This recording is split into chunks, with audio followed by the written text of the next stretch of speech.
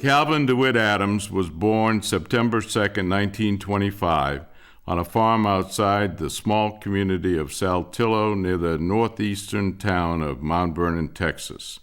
The fifth of 8 children born to James and Hattie Adams, 4 boys and 4 girls, Cal enlisted in the United States Navy at age 18 on November 10, 1943. After basic training, Calvin served on board the light cruiser USS Columbia CL-56 and fought in 5 major engagements in the Pacific Naval War from July 1944 until his death at approximately 7:45 a.m. on January 9, 1945, when a Japanese suicide bomber, a kamikaze, carrying a 250-kilogram bomb, slammed into the forward superstructure of the ship, blowing the main battery director, knocking out 6 gun directors and the gun mounts.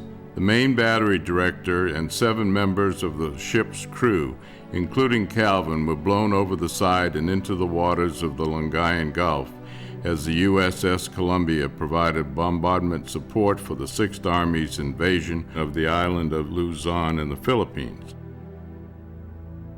Calvin Adams was only 19 years old. His remains were never recovered. On March 17, 1945, his mother received a telegram from the Navy stating that Calvin had been listed as missing in action.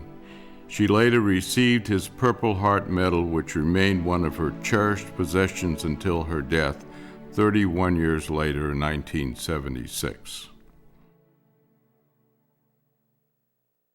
While home on Liberty and before he left Mount Vernon for the final time in the spring of 1944, Calvin became engaged to Alma Lee Scroggins, a local girl he met while the two were schoolmates at the New Hope School, and whose family had founded the small town of Scroggins, Texas, also in Franklin County.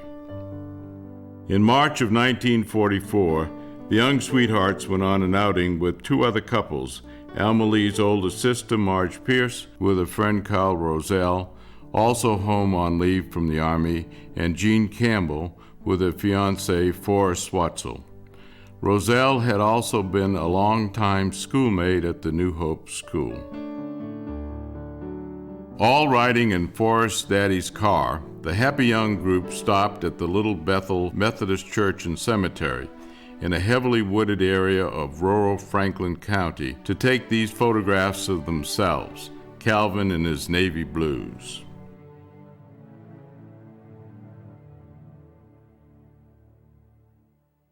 Calvin's final mission on the USS Columbia began on January 1, 1945, when the ship sailed for the amphibious landing of the Allied forces in the Laysan Gulf invasion of the Philippines.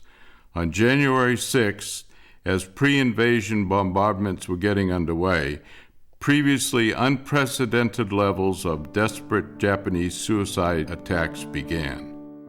Columbia was first crashed close aboard by one of the kamikaze planes, then struck on her port quarter by a second, which penetrated along with its bomb 2 decks of the ship before exploding with tremendous damaging effect, killing 13 and wounding 44 members of the crew. After heroic firefighting efforts, including emergency flooding of 2 magazines to prevent further explosion, Columbia continued her mission.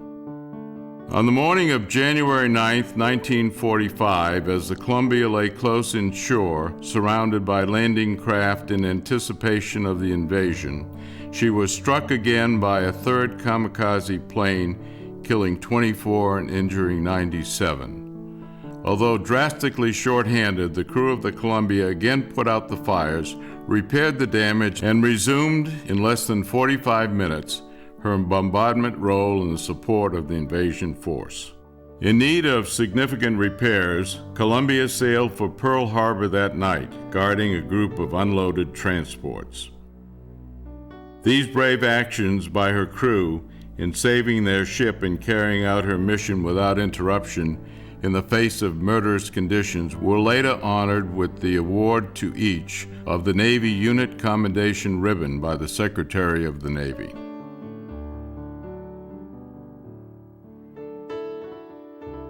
But Alma Lee, who later married and raised 2 children in Dallas, never forgot her love for Calvin, whom she called by his nickname Cowboy.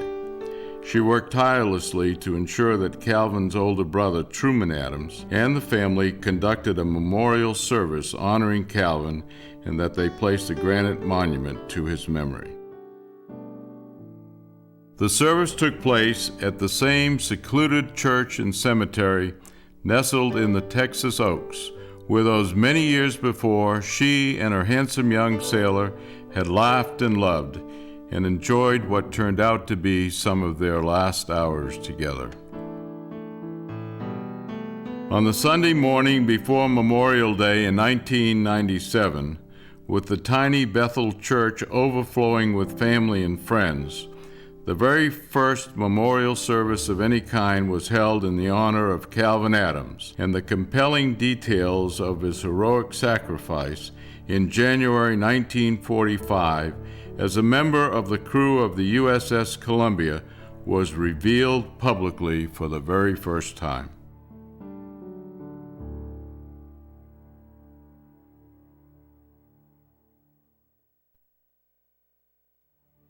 After attending the memorial service for Calvin with his family, Carl David Adams, the oldest son of his younger brother Russell Adams, returned to Dallas and told his wife Sharon he felt certain the compelling love story of Calvin and Alma Lee had all the right makings of a tender song that he felt had to be written.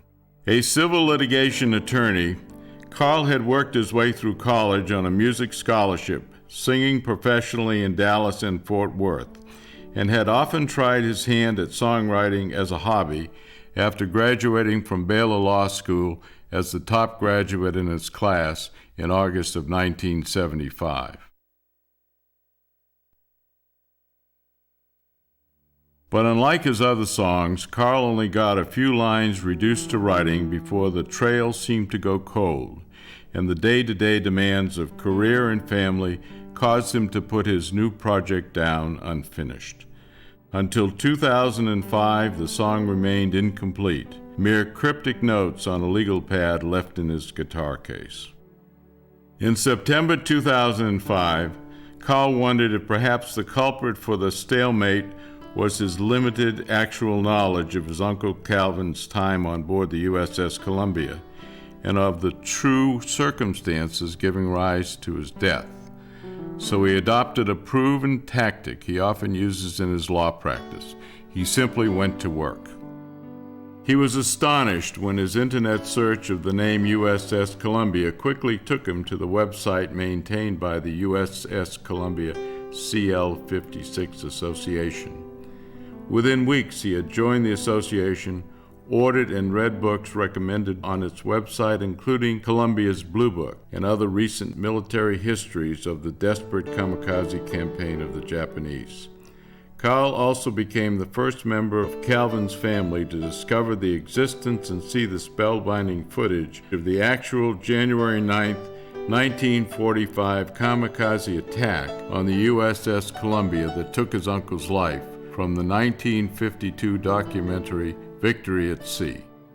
One member of the association sent Carl a declassified copy of the ship's logbook for the January 4th through 9th, 1945. Although cold and technical, the detail, clarity, and startling insight the logbook brought to the project was more than he imagined possible.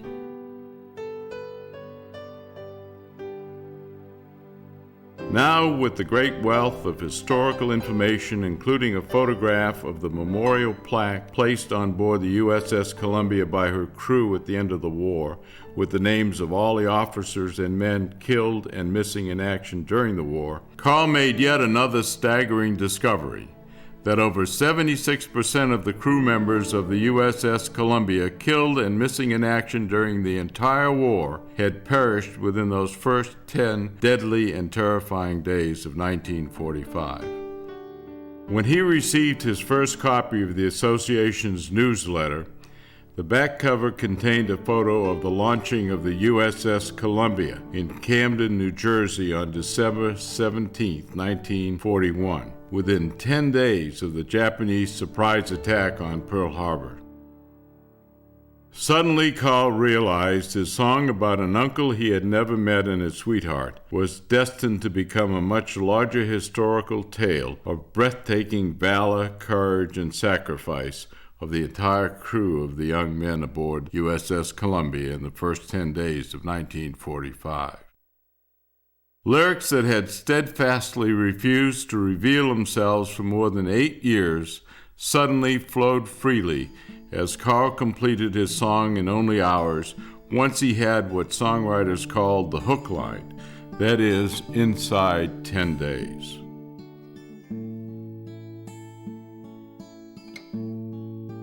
In the months that followed, Carl spent time gathering more historical details, family photographs, and memorabilia on Calvin and Alma Lee. Upon hearing of Carl's project and in failing health, Alma Lee insisted on forwarding the precious 1944 photographs she and Cowboy had taken when lost together, along with his Purple Heart Medal, given to her after the death of Calvin's mother for his use in the musical telling of their love story. In the spring of 2006, Carl again traveled to Mount Vernon to privately share the newly discovered details about Calvin and his song with Calvin's brothers Truman and Russell and his sister Cleo, and returned to the tiny church and cemetery where the memorial service had been held and the marker placed in Calvin's memory almost 9 years before. Aware of her unwavering interest and seeking her personal input on the video, Carl left numerous unanswered phone messages for Alma Lee. He sent her a letter explaining his purpose. He later received a call from her daughter, Kathy, telling him that his most compelling witness, Alma Lee, had passed away on February 2006. Kathy later met with Carl and shared the names and numbers of the surviving people in the March 1944 photographs, and additional memorabilia left behind by Alma Lee after over 60 years of safekeeping about the happy-go-lucky young sailor from Mount Vernon, Texas, she had seen as the love of her life. All 3 remaining witnesses from the March 1944 outing told Carl they remembered Calvin as a daring, handsome, and fun-loving man, never at a loss for words, and Alma Lee as a smart young woman who was always crazy about and never allowed anyone to forget the young man she affectionately called Cowboy. In an interview with one of the survivors of the 1944 outing, Calvin's old schoolmate from the New Hope School, Carl Roselle, Carl learned still another ironic detail. Roselle had actually witnessed from 1.5 miles away aboard an Army troop ship the January 9, 1945 kamikaze attack on the USS Columbia that killed his old school buddy. Unaware at the time that it was Calvin's ship he had seen, he realized the coincidence of his having observed his old friend's death during a break in the deadly fighting in the streets of the city of Manila weeks later.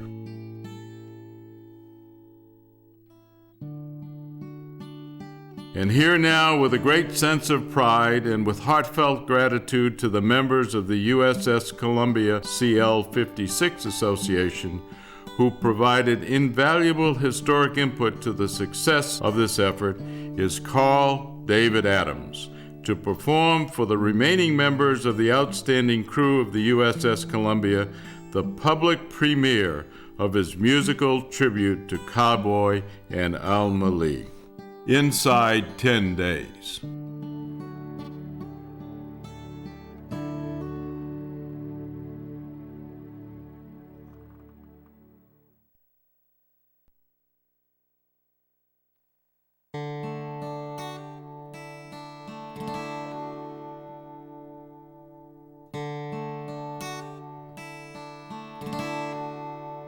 "1944 turned out to be the best year of our lives.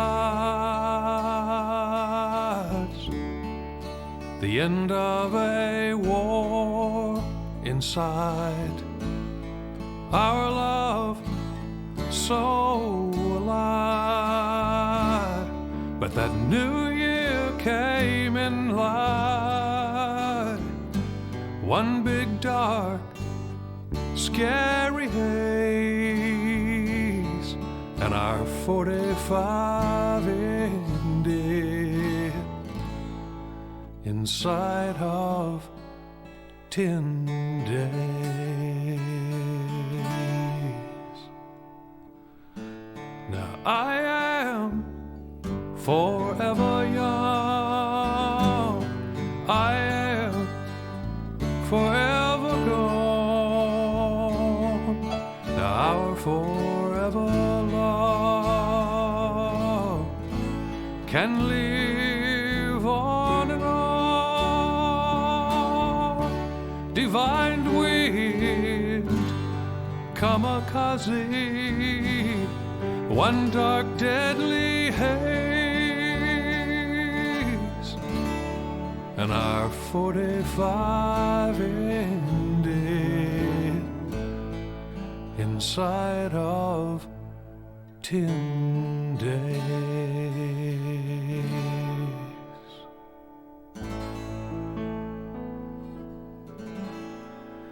From the fires of Pearl Harbor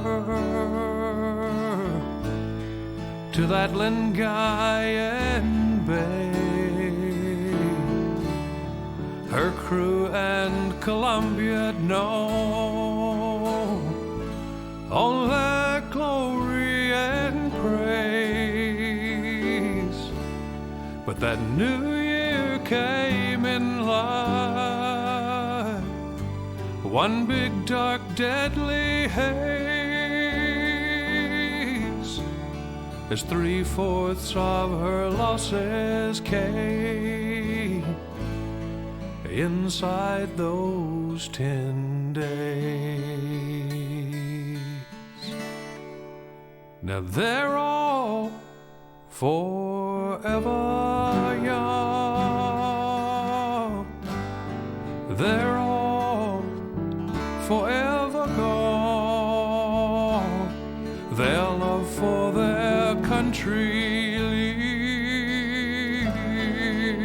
lives on and on. Divine wind, kamikaze, one dark deadly haze, and all their 45s indeed inside those 10 days.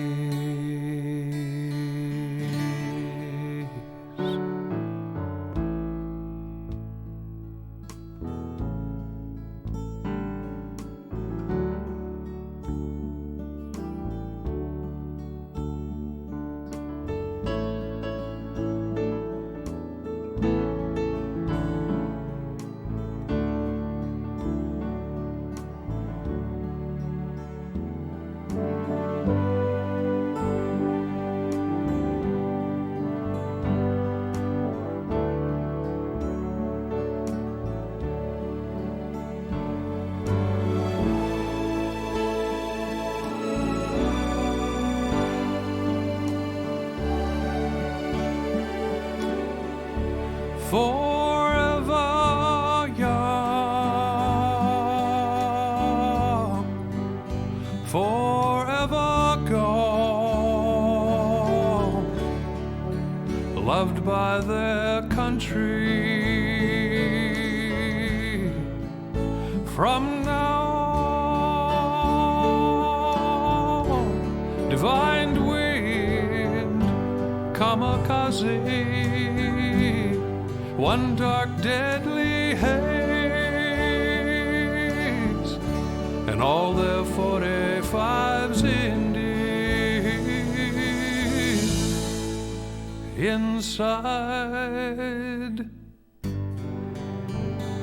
10 days.